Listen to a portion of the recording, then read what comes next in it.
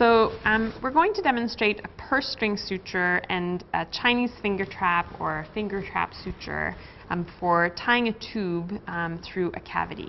So this would mimic an esophageal feeding tube or an E-tube where we've placed the tube through the esophagus, and now we want to anchor it in place so the patient doesn't pull it out or displace it in its length that's inside the patient. So we start with a suture that's non-absorbable on a cutting needle generally, which is not what we have here. And we'll do bites around this tube. So small bites through the skin, generally 3 or 4 bites. And we wrap around this tube, so changing the orientation of our needle at each bite that we take. We don't want to be too far from the tube, but also not too close. Sometimes if we're doing this in the stomach, we might place our purse string suture before we even place the tube in the stomach or make a hole in the stomach.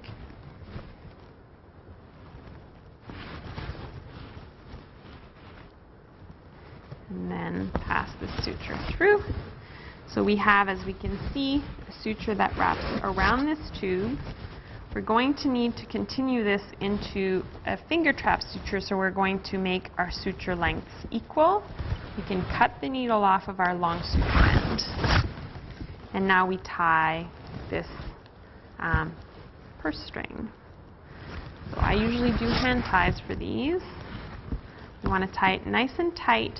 The tissues will either evert or invert, and you can sort of control what it does by either pushing the tissues in if you want them to invert, or letting them evert, which is what they'll want to do naturally.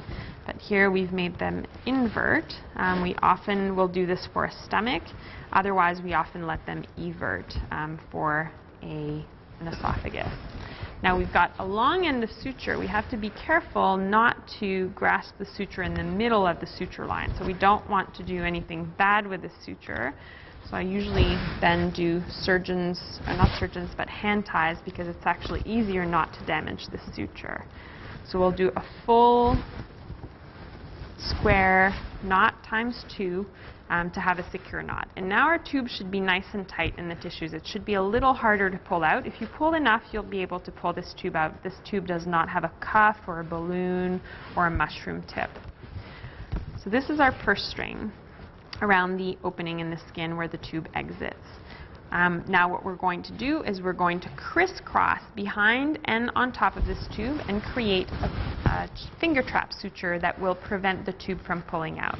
So we start on one side, we cross at the back of the tube, we come back at the top, and I like to put a surgeon's throw on here, and then we tighten it nice and tied down to the tube. We don't want to crush the tube too much, or else we may prevent drainage or allow passage of fluid if we're trying to feed through this tube, for example.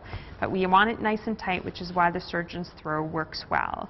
If the suture is loose around the tube, it will defeat the purpose of this finger trap suture. So we cross behind, we come at the top, we place a surgeon's throw again, and we apply it nice and square. We do the same thing again. We'll do this 4 or 5 times, depending on the size of the tube, size of the patient, and the length of the tube and suture available.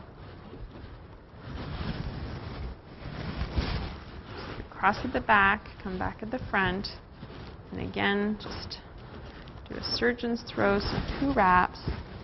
We'll do 1 more just for good luck. Pass through twice.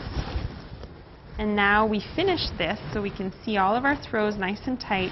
We'll finish it with a full knot that has, full secure knot that has 4 throws or perhaps 5 throws.